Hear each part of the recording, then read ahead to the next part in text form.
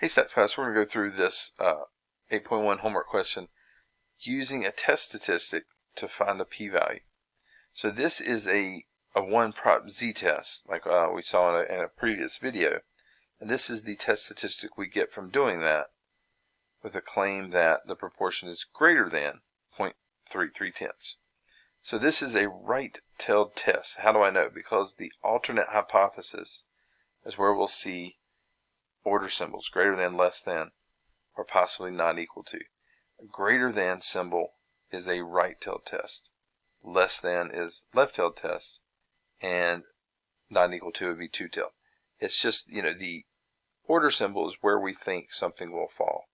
So this bell curve is the distribution of sample means, and in the middle is the sample proportions, P. And in the middle you'll find the population proportion. So we would find 0.3 in the center of this bell curve. But if we think it's greater than that, then we think when we sample, we'll find a p hat that's up here to the right. Because we think that, again, this is the number line. Remember, numbers get bigger as we move to the right. And we think that we're going to get something bigger than 0.3. So we think we're going to see something way up here in this right tail. And that's why it's called a right-tailed test. So we're going to click the drop-down menu and say this is a right-tailed test. All right, now it wants to find the p-value. What is the p-value if we have a test statistic of 0.99 in the right tail? So basically what we're being asked to do is find in the standard normal, again they're using z, right? Remember that was back in chapter 6, that was the standard normal distribution. So basically what we have here is, here's our bell curve, our standard normal. And right there in the middle is 0.99 is right here. And we're being asked what is this area to the right of 0.99 in the standard normal distribution.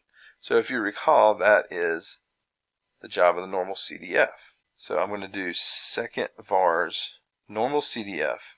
My lower number, because this is a right-tailed test, we're going into the right tail, is the test statistic. That's the 0.99. And the upper number is, again, the right-tailed test that we just go off into the right tail forever. So we just put a bunch of 9s there. And then this is standard normal, so the mean is 0, standard deviation is 1. So that's going to be our setup. Again, if you have a older TI that doesn't have that input menu, then you just need to put it in there in that order. Lower number, the test statistic, 9999, a bunch of 9s for the right tail, and then 0 and 1 for the mean and deviation. So there's our p-value. They want us to round it to 3 places, so that's just 0.161. Alright, and then what would I do for the conclusion? So the p-value is compared to the level of significance. Is this number below this number? When the p-value is less than alpha, we reject the null hypothesis.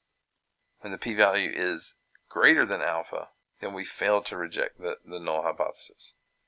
So because this has got 3 decimal places and this only has 2, if that bothers you when you're comparing decimals, the calculator can help you with that. So you can type in the number, that's the p-value, and then go to, if you look above the math button, it says test. So I'm going to press second math, and then we want to see, is the p-value less than alpha, number 5. So there's the p-value, 0.161. Alpha is 0.1. Is the p-value less than alpha? If it's true, it will say 1. If it's not true, it'll say 0. So 0, it's not true. The p-value is not less than alpha. So we fail to reject, right? If I pick something that is true, like if I did 014, and then I said second test, that's 5 less than alpha 0.1, it'll put a 1 there and say that's true. So again, that's just if you struggle with comparing decimals, that's something that you can do. Alright, so this was my first one. It was not true, so I failed to reject. When I fail to reject, notice there's 2 fail to rejects. When I fail to reject, it's because there's not sufficient evidence. So if you reject, there is sufficient evidence.